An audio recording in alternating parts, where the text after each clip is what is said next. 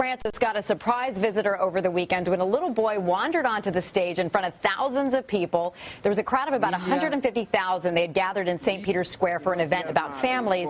Well, the boy stood close to Pope Francis as speakers addressed the audience. At one point, the pontiff smiled, patted him on the cheek, and the boy actually even grabbed onto his leg at one point. So Pope Francis seemed to enjoy that moment. That's just great. Some of his aides tried to actually usher the little boy off, and the little boy said, no, back and hugged him longer. So sweet. Very, love very that. cute. See, grabbing onto the leg. Gotta love that. Isn't that great? It was great. That is so great. I can't tell you how moving that is for me to see. Welcome back to the Steve Malzberg Show. Joining us right now, I am so honored to welcome in Ambassador Francis Rooney, who for 3 years served as the ambassador to the Holy See under George W. Bush from 2005 to 2008, and he is the author of a great new book, The Global Vatican, Inside Look at the Catholic Church, World Politics, and the Extraordinary Relationship between the United States and the Holy See. And Mr. Ambassador, welcome to the show, sir. Thank you very much, Steve. I'm thankful to be here. Well, it is my pleasure to have you. Let me ask you. I mean, I just ran a video for folks watching at Newsmax TV to see that, along with hearing the story on the radio. So I don't know if you had a chance to see that. The very poignant, touching, tear-jerking to me pictures of that little boy who was adorable and the way the Pope treated him and handled him. It was just, to me, very emblematic of who this new Pope, Pope Francis, is. I think you're absolutely right. He's incredibly warm, and I love his kind of new world openness and informality and candor. So it's very refreshing to see.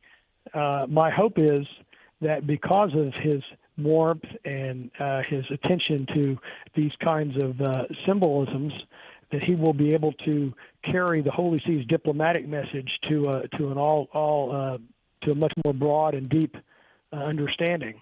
Well, absolutely. And before we get into much of the book, and also before we get into the special relationship, which is a good part of the book, between the United States and the Vatican, I just want to ask you about the Pope. And there's have been reports from the very beginning that the Curia is not so happy about some of the changes that the Pope has instituted. As far as you know, is this true? And where do we stand with that, or where do they stand with that? Well, I'm sure that there are people in the Curia that are not happy with his different lifestyle and informality. And sometimes that formality is built up as a barrier, and I think this Pope is breaking down barriers in a really constructive way. Right off the bat, he quoted Ignatius of Antioch when he walked out on the balcony, and I thought that was a very clear statement of what he was going to stand for, because in the 2nd century, Ignatius of Antioch was concerned about the church being distracted by organizational things, and said that it's important not just to be Christians, but to be Christian. Yeah. So you kind of like Pope Benedict, before he was elected, he said, gave the great speech about the dictatorship of relativism. So for both of these two popes, there's no doubt about where they stand. And you think that he will, obviously, as Pope, he will reform the Curia, correct? I believe he will, and I think he's already said about it. He's appointed a commission to reform the Vatican Bank and make sure that they comply with all the requirements for anti-money laundering and anti-tax evasion and transparency. He's also set up a commission to look at reforms for the Curia. The American hierarchy was very vocal prior to the election about needs for curial reforms and better decision-making and more collective decision-making and less silos. I think Cardinal Wuerl spoke very clearly about that. And I think this Pope's taken that at hand. He's appointed some really good people like Cardinal O'Malley and Cardinal Maradiaga from Honduras on that committee. And let me ask you, Mr. Ambassador, he's also angered some Catholic thinkers, such as Michael Novak, for instance, by suggesting not that the church not focus, and he won't be focused perhaps on issues like abortion, contraception, homosexuality. What's your take on that? Because it seems like while he's made those comments, he at least on one or two of those issues has then turned around and made contradictory comments when it comes to actual church policy and belief. So where do you think he will stand on those issues, and how will he talk about them and going forward? Well, I think you have to parse a little bit what he was saying. The media jumped all over the comments which he initially made in their exuberance to hear something new, I suppose, from a pope. But comments which he initially made in their exuberance to hear something new, I suppose, from a pope. But in any respect, I think he just said we need to broaden the dialogue, that there are a lot of other things that the Holy See stands for and needs to stand for in the world today than just those issues. And rather than distract dialogue from social mission, the needs of the poor, building the middle class, which is, very important to democracy in places like Africa and Latin America. I think he said we need to balance and speak about everything. We're talking to Ambassador Francis Rooney, who served as U.S. Ambassador to the Holy See from 2005 to 2008, and is the author of a great new book, The Global Vatican, here on the Steve Malzberg Show. Let me ask you a couple more here about the Pope's role. I do a lot of shows on the killing and persecution of Christians all over the world. I mean, the Copts in Egypt specifically, but you go around the Middle East or parts of Africa, and it's just every day, unfortunately, people being threatened with conversion at the threat of being beheaded, and right on down the line. What could the Pope do? Has the Pope done enough, do you believe? Because I asked this question of every, anybody related to religion, whether they're Christian, Jewish, or Muslim that I have on. I think it should be a worldwide unified effort. But what can and what has the Pope done to combat this? Well, I think you're absolutely right. It's an area where the Holy See can really offer a lot of value to the world of diplomacy and the way that different states deal with each other. Pope Benedict used the unique position of the Holy See to speak out more clearly and aggressively against radical Islamic terrorism and the use of religion as an instrument of persecution than I think any elected official has. When he spoke at Regensburg, and when he spoke about the Danish cartoons, and then when he spoke about some of the violence in that you just mentioned to the Copts on, I believe it was January 1st of 2009. And the blowing up of the cathedral in Baghdad the week before. So we've come a long way since then, with all due respect. I mean, I haven't heard much, lately, should I say.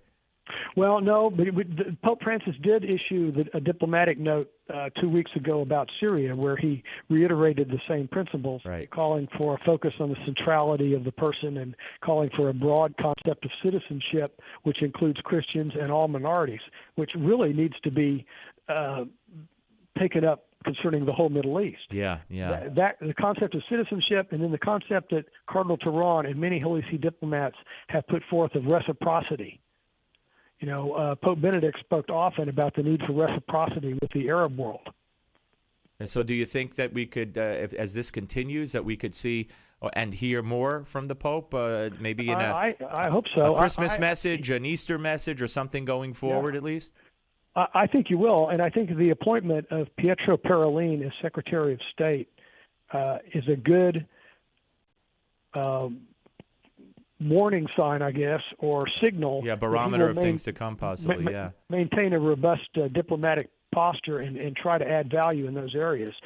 After Regensburg, 38 Muslim clerics came together and issued a communique saying we're going to have to find consonance between the teachings of the Quran and the modern world. Okay, it's a start. There's been a lot of interreligious dialogue over the years that may have gotten nowhere, or maybe have gotten somewhere, but we've got to be trying every possible way to seek this acceptance of modernity by the Muslim world. Now, and as more and more Muslims do that, maybe we'll solve this problem. And having said that, when we look at Latin America, of course, he being the first pope from with those roots, how does he go about keeping Latin America Catholic, or keeping, or making more and more, keeping the membership, the overwhelming numbers that we have, as opposed to losing them to possibly other faiths, or just to no other faith, but just not practicing Catholics? Well, I think that it's both a get more people back into the Catholic fold mission, and it's also a diplomatic mission of work to create a climate which is more stable for the poor and for the middle class, and which will enable real democracies to flourish there instead of these election-driven autocracies that we have in many parts of Latin America. Being from Argentina and having stood up to the Videla government and then now 12 years of the Kirchners, I think the Pope's got the battle scars to be ready to do business with authoritarian regimes, and he's got this by introducing this strong social mission. Maybe he's laying the predicate. I don't know, but he could be laying the predicate to leverage that in Latin America, where he's known to seek improvement in education and job opportunities and competition and all those things that it's going to take for Latin America to create a middle class. We're talking to at the end of the day, it's good diplomacy. Absolutely. We're talking to Ambassador Francis Rooney, former ambassador to the Holy See and author of GLOBAL Vatican, The Global Vatican, the inside look at the Catholic Church, world politics, and the extraordinary relationship between the U.S. and the Holy See. Let me ask you about that relationship. Why did it take so long? I think it started under Ronald Reagan, if I'm not mistaken, for the U.S. to have an ambassador to the Holy See. And do you believe that under President Obama, relations are the same? Have they strengthened? Have they weakened? Well, that's really one of the reasons I wrote the book. You look at the natural, one would think natural symmetry between the country founded on the inalienable rights of man and with the First Amendment, and the Holy See, who's the preeminent human dignity protector of the world. But it's taken a long time till 1983 to send an ambassador there. Even though there were a couple of, it's taken a long time till 1983 to send an ambassador there. Even though there were a couple of, and that's due to a lot of things, anti-Catholic prejudice in the United States. For many years, the Holy See was very monarchical, and of course, we were the country that was founded on a revolution to get away from monarchies and statism. But all that worked out, and I think starting with President Reagan, we've had a very robust engagement up until the election of President Obama.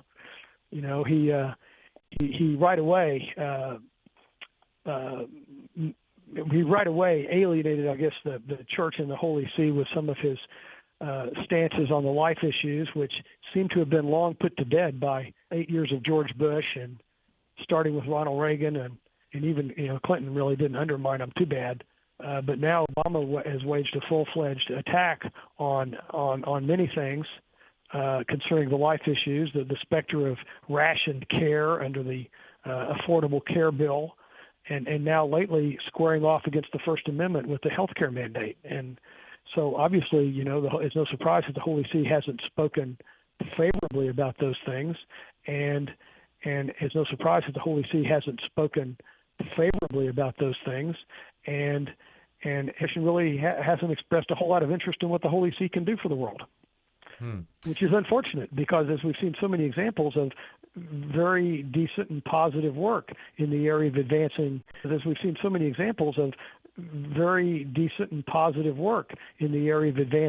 Absolutely. Well, I got to tell you, it's a fascinating read. I got it sent to my home by your guy Steve Manfredi, and I couldn't put it down. And thank you for being with us. I hope you'll come back, sir. And best of luck. It's the Global Freddie, and I couldn't put it down. And thank you for being with us. I hope you'll come back, sir. And best of luck. It's the Global. The honor's mine. Thank you. All right, folks. We're coming back. 877 Newsmax 877-639-7629. Interesting comments. Steve Malzberg Show, Newsmax TV and radio.